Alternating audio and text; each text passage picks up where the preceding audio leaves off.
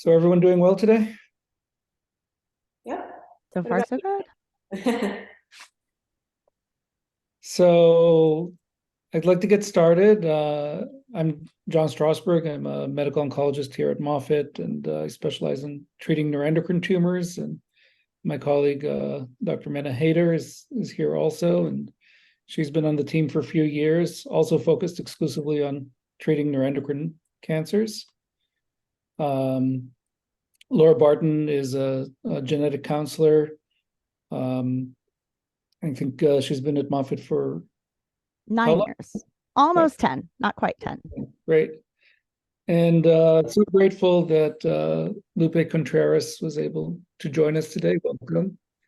Um, uh, and maybe I can start with you, Lupe. We're talking today about genetic neuroendocrine tumor syndromes, and you're a neuroendocrine tumor patient, and you have a genetic syndrome, and maybe you can talk a little bit about how you came to know about it and how you were diagnosed and how your journey has been. Yes, okay. I was actually diagnosed with VHL when I was 24 years old. And that was due to the first onset of the disease that came about, and that was a hemangioblastoma that was on my cervical cord. Now, just to interrupt you for a second, were you aware of a family history of VHL prior to that, or was this the first you ever heard of VHL? Right. Well, my dad passed away when he was 32. He had a history of tumors. And so we did have his death certificate. It did make mention of him possibly having VHL. But really at that time, and this was 21 years ago when I was diagnosed, we really didn't know much about it. I didn't know, there wasn't the ability to research things online to really get familiar with it. But yes, he did have a lot of tumors, so we did suspect that he had the disease. Got it. So you were saying your first symptom was from a hemangioblastoma in the spine? Yes. So that was when I was 24. I had surgery to remove that, and at that time, since I had that particular type of tumor, the radiologist suggested that I undergo genetics testing to see if I do have the disease, and I did. I went through it, had the blood work done, and it did come back that I had VHL. Got it. And so I assume at that time you were referred to see a genetic counselor, correct? I'm sorry, say that again. Were you referred to see a genetic counselor at the time that you had your genetic testing? I was. I believe that was at USF at that time. Mm-hmm. And can you tell us a little bit more about that? And did that lead to screening of other family members? Yes. So it was blood work. They shipped it off to, I believe it was Johns Hopkins Hospital. And with a matter of weeks, they came back and said that I did have VHL and that it was a new mutation. Mm-hmm.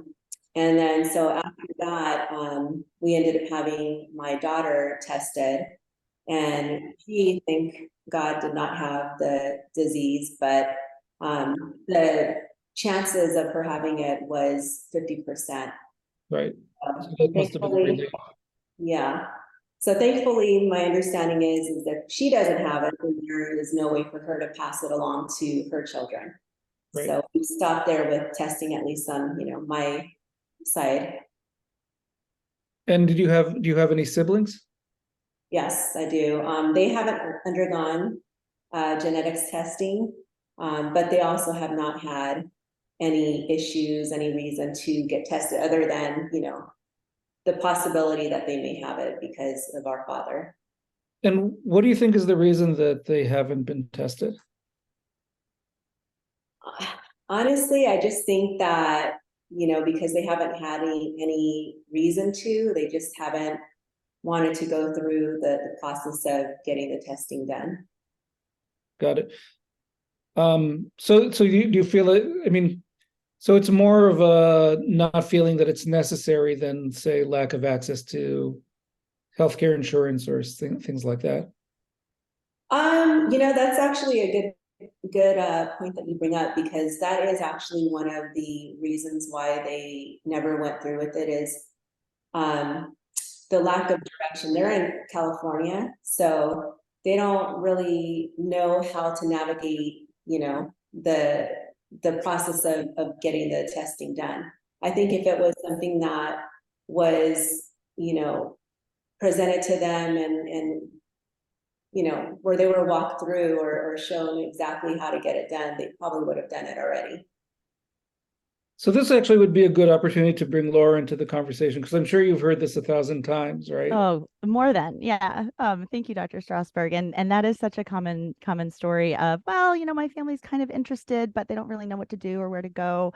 Even if they talk to, especially their primary care, a lot of primary care doctors are not familiar with the process of genetic testing. Sometimes even oncologists or other specialists aren't really familiar with that process. And that's where genetic counselors really can be very helpful in helping patients understand not just the reasons to or not to have genetic testing from both a medical and kind of a psychological standpoint, but we can also walk through for patients what the expected costs would be, what that information would be used for going forward for the patient and their families. Costs have changed quite a bit in the time that I've been working. When I was in grad school about 12 years ago, it was about $4,000 to $6,000 for single gene testing. Now we do panels of genes where we look at lots of genes all at once, and I can self-pay costs for that now is about $250. So costs have come down quite a bit. And I think it's really a matter of education. Those concerns that a lot of people have really, I think, stem from some of the older ideas that maybe existed around genetic testing, and now things have changed and maybe not become more mainstream necessarily, but there are more genetic counselors now that can help patients through this process. So Laura, can you speak a little bit to the advantage of knowing whether you carry a hereditary gene before you might have symptoms related to it, and maybe both in general and in relationship specifically to VHL, and maybe you can also talk about multiple endocrine neoplasia. Yeah, so the whole goal of genetics in this realm is being able to understand who is at risk for these kinds of conditions. We start screening for a lot of these neuroendocrine type of conditions in childhood, because we can see those manifestations in children in elementary school age or even younger. And so one of the benefits is being able to screen members of the family appropriately, those who have that predisposition, who maybe haven't developed a tumor yet, but we're able to keep an eye on them. And then the flip side of that is then we also know that there are family members we don't need to keep an eye on. Like Lupe, you mentioned your daughter is negative, so there's no reason for her to do any kind of screenings. If we didn't know the particular mutation that caused Lupe's VHL, then I wouldn't be able to offer testing to family members and understand who needs that screening and not. Most people with VHL who have those particular types of tumors, we are able to find a mutation, but there are some rare cases where we cannot. And so then we just recommend testing, or I'm sorry, we recommend screening for VHL in all family members, since we cannot tell who actually has that risk and who doesn't. Really the same for MEN 1 and 2. And I'm actually going to pop up just a couple of slides here just very quickly to kind of show, what we're really talking about.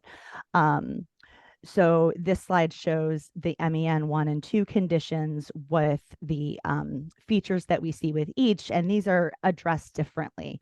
With MEN 1, we're going to be screening for these findings, usually with imaging and biochemical testing. MEN 2, even though it sounds similar, is pretty different. Very high, probably about 100% chance for the medullary thyroid cancers. That's important to know because there are some particular mutations associated with MEN2 that we want to actually remove the thyroid before there's a chance for cancer in infants. So this information, depending on the condition, can be very important for families to be aware of, because there can be that pretty significant change in the care that we're recommending. So that's great information. So You don't have slides for VHL, do you? I do have a slide for VHL. Okay. I'm a genetic counselor. I got everything. All right. So for VHL, similar findings where we see certain tumors or manifestations of the condition, and we want to screen for those particular things. I believe with VHL, we start about age 8 or so with screenings because we can see those childhood manifestations. And of course, there are certain symptoms that might be associated with some of these findings that can also give us a clue that there might be something going on. I like VHL too because it's one of the few conditions where the gene name matches the syndrome name. It's the VHL gene. MEN1 is the same, it's the MEN1 gene. MEN2 is the Rett gene, so it doesn't always match up so nicely. That was just a fun little fact that I shared, I guess. So let's just go back to the VHL slide and talk for a second about that particular syndrome. Sure. So VHL is a hereditary syndrome, as we discussed. It's autosomal dominant, meaning that there's a 50% chance of passing it from one generation to the next. Correct. And it causes a combination of benign and malignant tumors, right? Correct. So as far as benign tumors, they can affect the brain and the spinal cord. Those are the hemangioblastomas. You can have benign or malignant tumors of the adrenal gland called pheochromocytoma that can sometimes produce adrenaline, basically causing very high blood pressure, palpitations, sweats, things like that. Most common and serious are kidney cancers, renal cell carcinoma. And as far as neuroendocrine tumors are concerned, it's less common, but you can get neuroendocrine tumors of the pancreas, and those can sometimes be malignant as well. Correct. And an interesting thing with VHL, you mentioned it's autosomal dominant. That's exactly correct. We also see a relatively high, what we call de novo rate. About 20% of people with VHL, that mutation came up new in them. They didn't technically get it from their parents, but they could still pass it to their children. So we don't always see the family history. So, Mrs. Contreras, maybe we can go back to your situation. You mentioned that you were first diagnosed with a hemangioblastoma. And maybe we can go from there. Right. So that was when I was 24, and then prior to turning 30, I was diagnosed with another hemangioblastoma on my spine.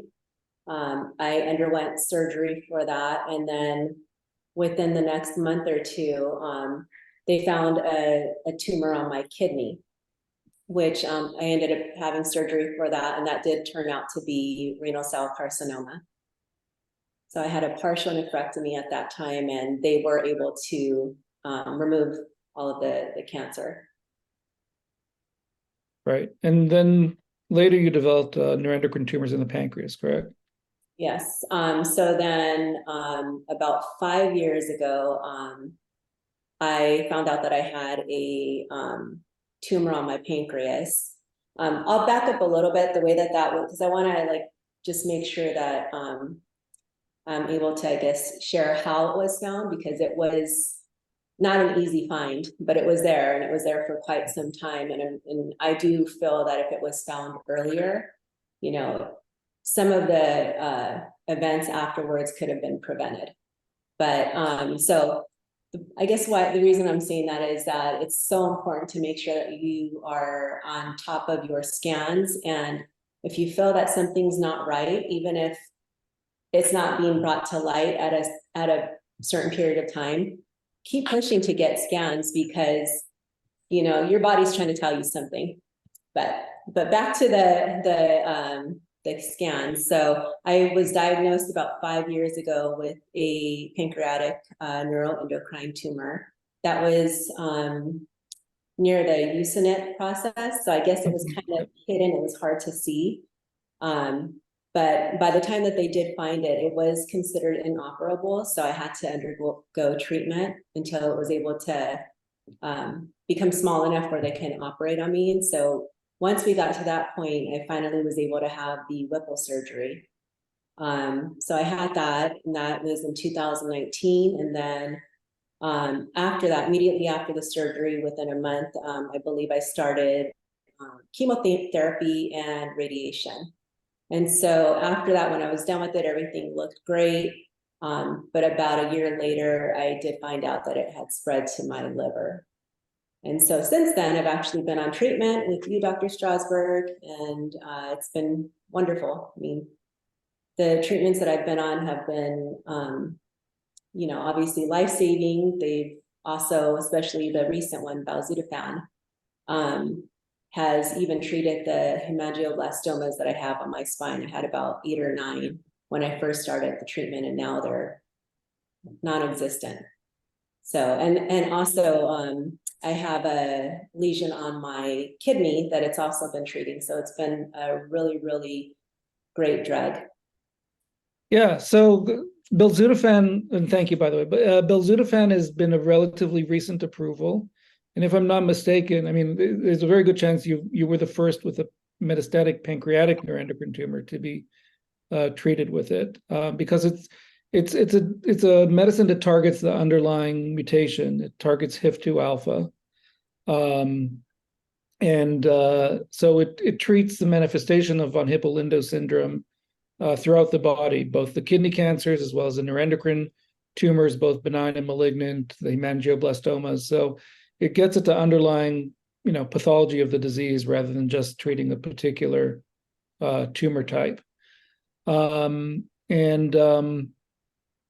evidence to support its use actually came from a study in kidney cancer, where they saw not only shrinkage of the kidney tumors, but also of the neuroendocrine tumors in the pancreas. In that particular study, none of the patients had metastatic tumors, but at least, in your case, it has worked as well on the metastatic pancreatic neuroendocrine tumors as it did on the primary tumors in that small study.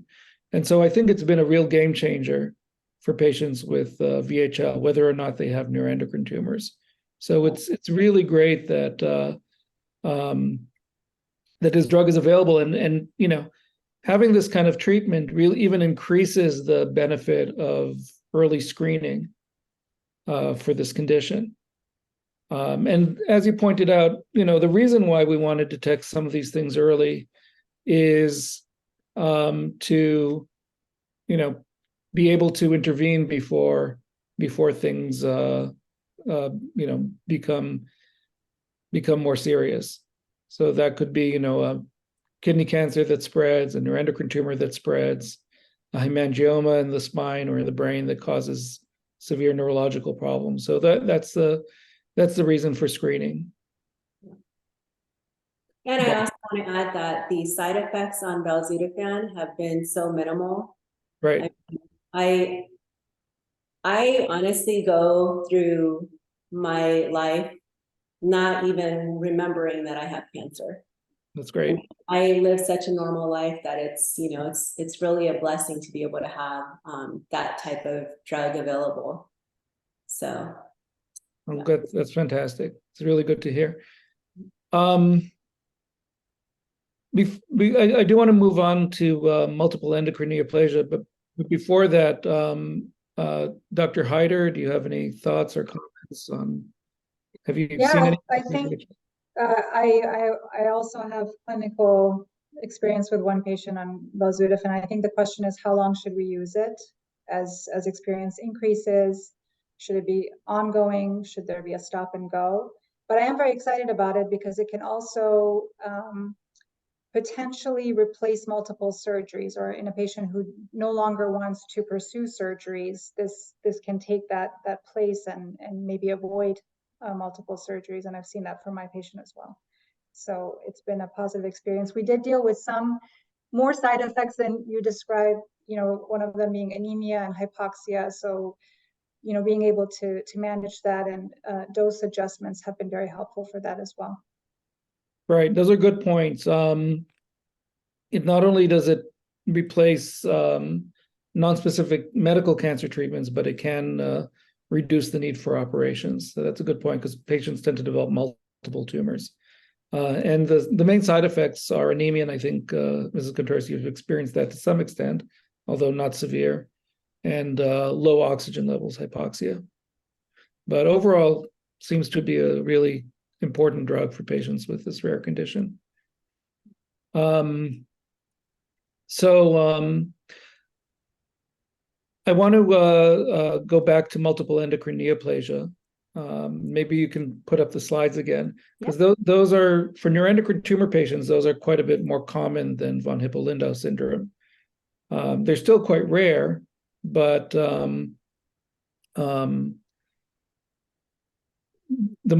the most common neuroendocrine tumor syndrome. Exactly. I think current estimates put MEN1 somewhere between 1 in 10,000, 1 in 30,000, and I think MEN2 about 1 in 35,000. So MEN2 a little less common, and then the 2B only makes up about 5% or so of MEN2 overall.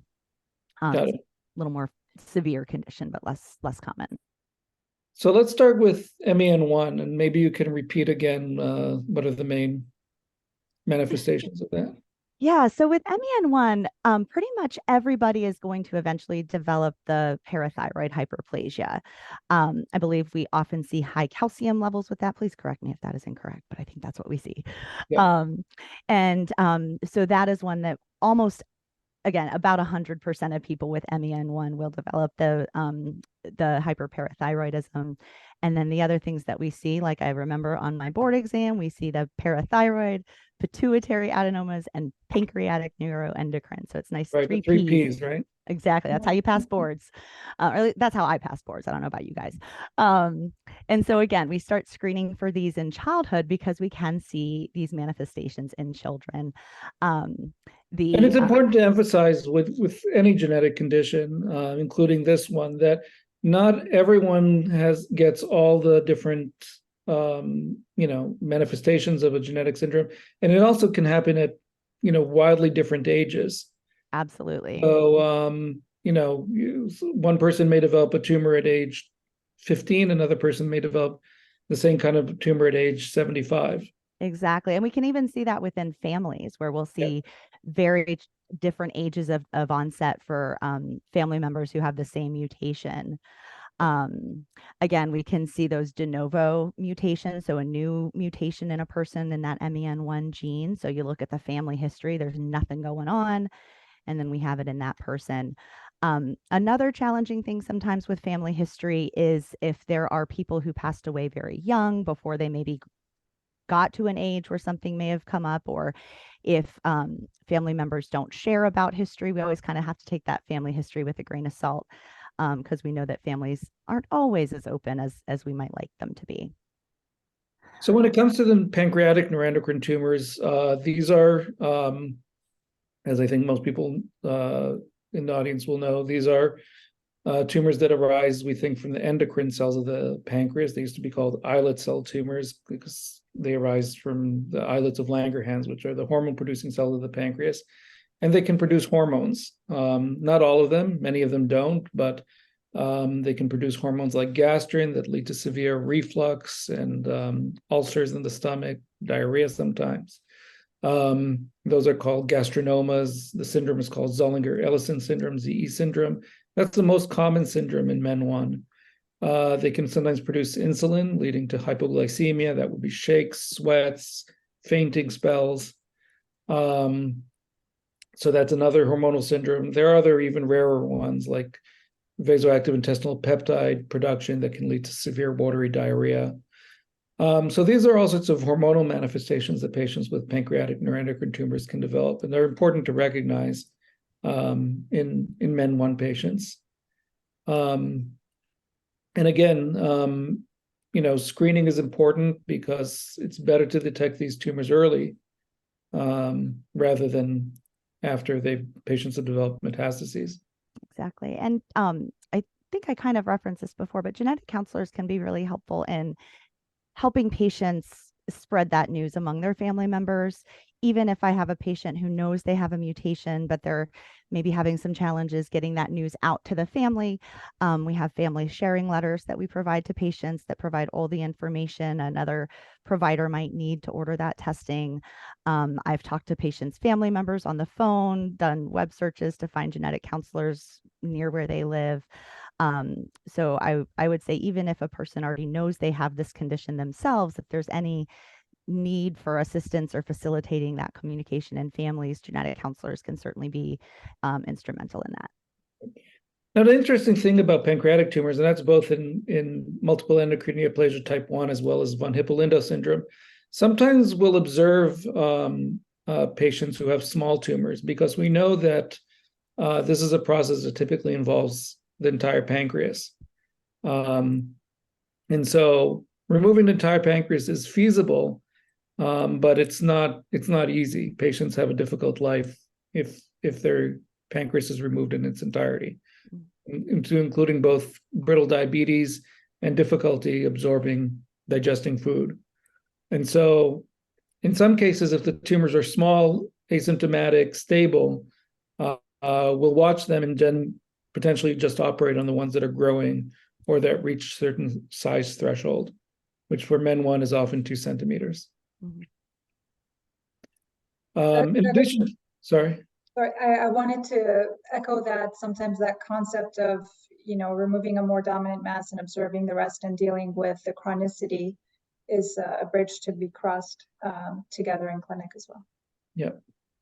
And so lost my train of thought. Oh yeah, in addition to the 3Ps, the ones you mentioned, there are other tumors associated with men 1. So lung neuroendocrine tumors, so-called bronchial carcinoids, are not that uncommon. And occasionally we'll also see thymic neuroendocrine tumors in men 1. Those can be a little bit more aggressive. And so, if you have the syndrome, generally the screening will consist of CT scans or MRIs of the abdomen. The timing is often once a year. Periodic evaluations of the pituitary gland with an MRI. That's usually, I believe, every 2 to 3 years. And then evaluation of the pyrothyroid gland, and that's checking calcium as well as parathyroid hormone level. And we usually do that in collaboration with endocrinologists. So we'll have the endocrinologist focus on the parathyroid and the pituitary, and we'll focus on the neuroendocrine tumors, both in the pancreas as well as the thorax. Mena, anything to add about multiple endocrine neoplasia type 1? No, I added my one thought about the pancreas, which is often a discussion in clinic. Sounds good. And maybe we can move on to men 2. Now, I don't see those personally. Men, I believe you do. Yes, so I treat patients with pheochromocytomas, which are tumors that arise from renal gland in the medulla. And they're unique. They can be symptomatic with increase in blood pressure, increase in heart rate, feelings of being anxious, and they are hormone secreting. This is still a very multidisciplinary approach, and I work very closely with our endocrinology and sarcoma group, where our surgeons can provide surgical treatment.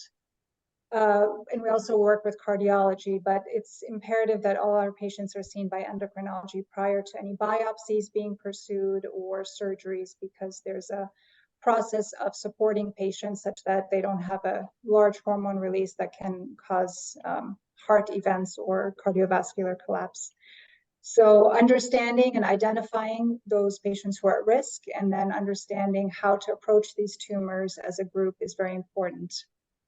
And sometimes they are become multifocal or metastatic, and that's where my role comes more into play, with using treatments that are crossing over to what we use in other types of neuroendocrine tumors, and some unique to pheos and paragangliomas as well.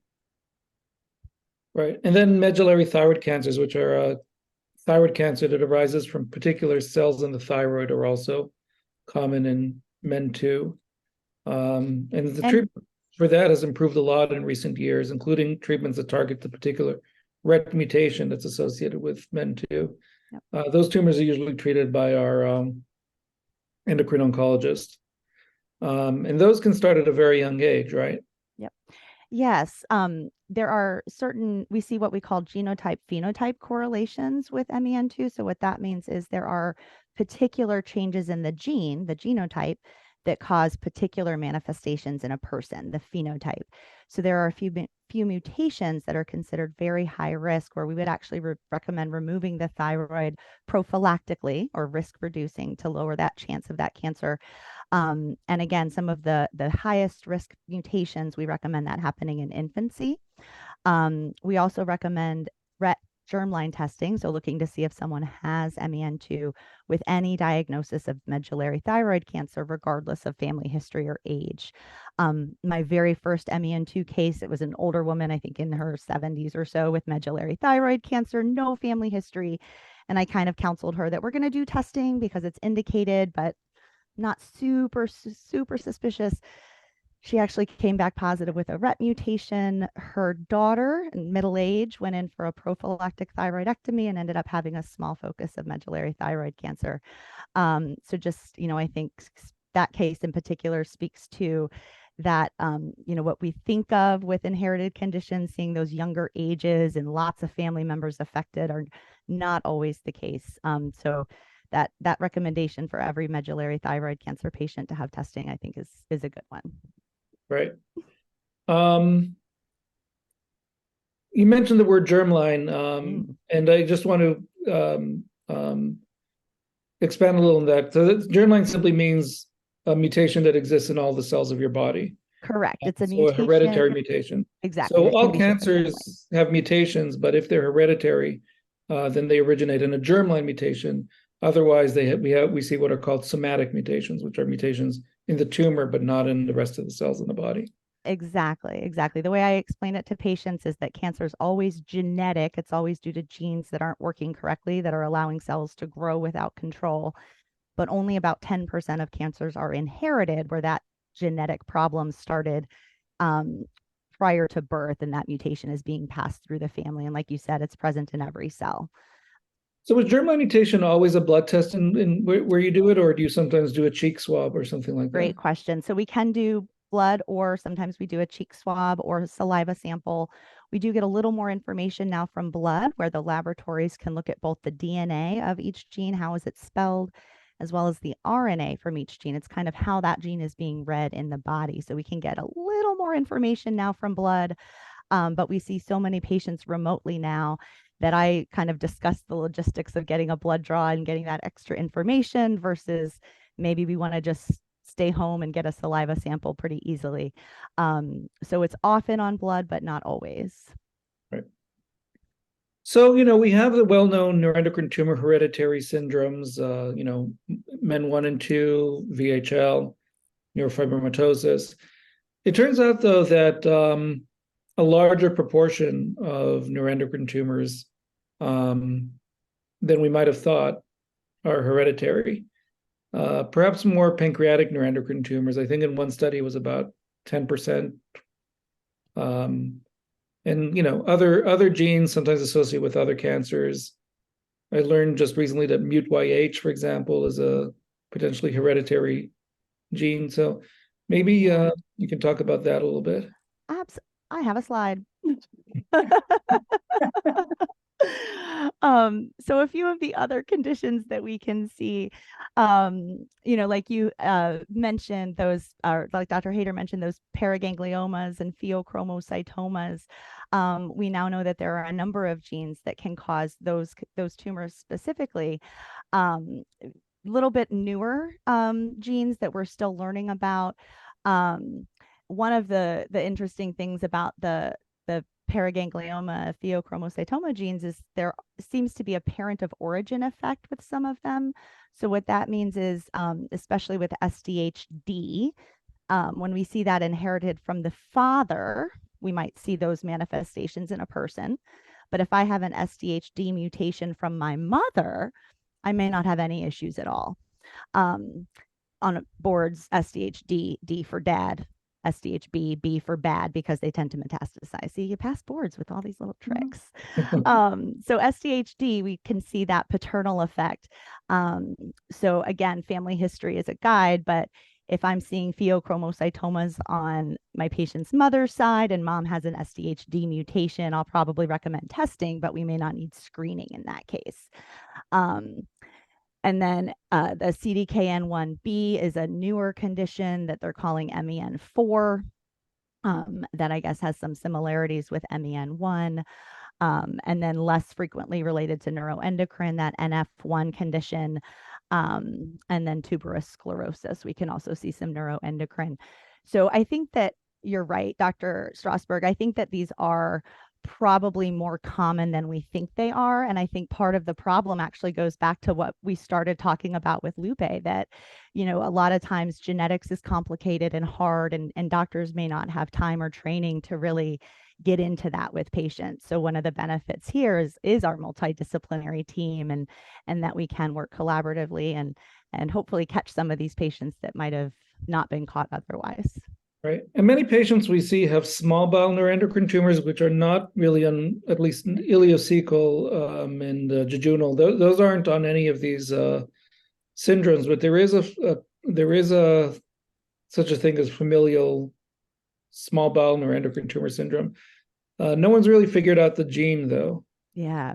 And that's always a problem. We see that sometimes with papillary thyroid cancers, where there'll be a familial aspect, but there's not a gene. And I think we just need to, I think more time, more research will eventually reveal that there is something there in these families. It's just a matter of us getting smart enough to figure it out. Right. I don't know if we have the opportunity to take questions from people who are listening. Tamian, yeah, the chat is open if anybody wants Yes. to type in, or feel free to unmute yourself or turn your camera on. We welcome that as well. And while we're getting questions from the audience, Lupe, I actually had a question, if that's okay. I know you mentioned this new treatment. You're not really having any symptoms. You're leading your life, almost forgetting that you even have cancer.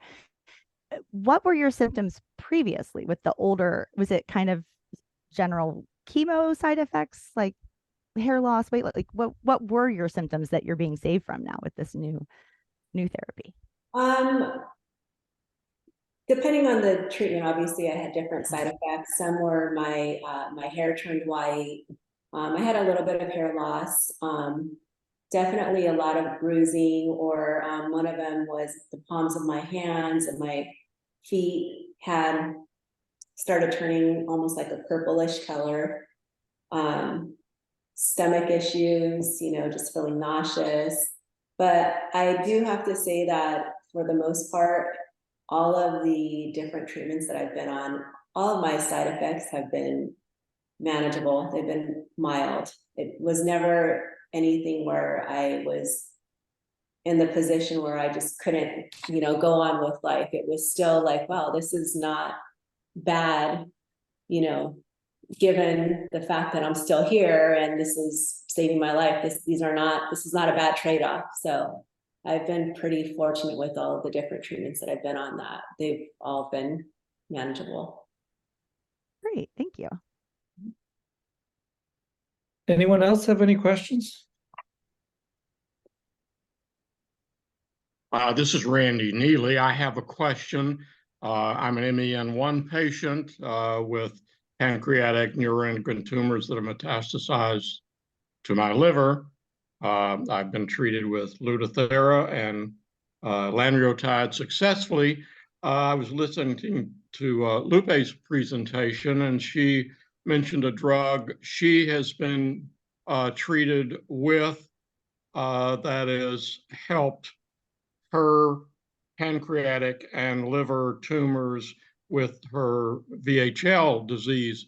Is that something that is appropriate for MEN1, if that might be the next stage for me if lanreotide and Lutathera begin to wane?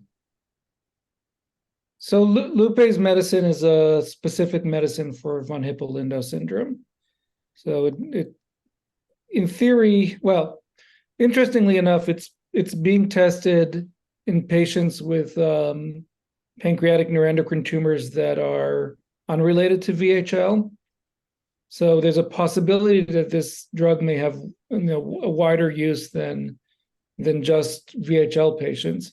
Although if I had to predict, I would say it probably wouldn't work nearly as well for patients with an unrelated mutation or no germline mutation compared to patients who have the specific mutation. Unfortunately, we don't have anything targeting the MEN1 gene that causes multiple endocrine neoplasia. We don't have any specific treatment for that.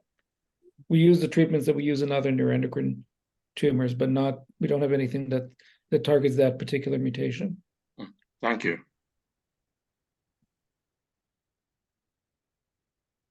Any other questions? I have another question, Dr. Strosberg. Sure. I'm sorry. So thinking about that medication that works so well in patients with VHL, with a germline, inherited condition, are you aware of any data looking at if a tumor has a somatic VHL mutation and if that would be effective also, or is it only for germline? It's interesting you ask because there is a patient, not mine, but there is a patient with a somatic VHL mutation who's being treated with this drug, and he's doing fairly well.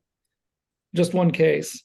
It's not that common that we see somatic VHL mutations in this disease.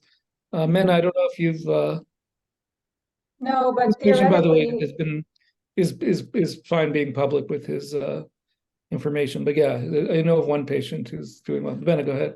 I think the concept emerged in like ovarian cancer and BRCA2 versus germline, and using PARP inhibitors like, BRCA-like versus truly germline. So it might have application, but I agree that it is not a routine finding to be applied. Thanks. Good question. Any other questions? All right. Well, this was really great, and this discussion is one of many that we're trying to create with the FLaNET, which is an organization for neuroendocrine tumor patients in Florida. We haven't had a really strong patient organization in this state, forever, as far as I know. Some states have had large patient support organizations, but not here. So we're hoping that this expands and grows. We're doing, I think, monthly web meetings. We're planning on having a in-person meeting in Miami, probably end of January. So if anyone in the audience is interested, that'll be coming up. We don't have a specific location or date yet, but we will have soon. So please stay tuned. And thank you again so much, Mrs. Contreras, for taking the time to participate, and same to you, Laura Barton. Thank you. Oh, my pleasure. This is fun. All right. See you guys later. Thanks. Bye-bye. Good weekend. You too.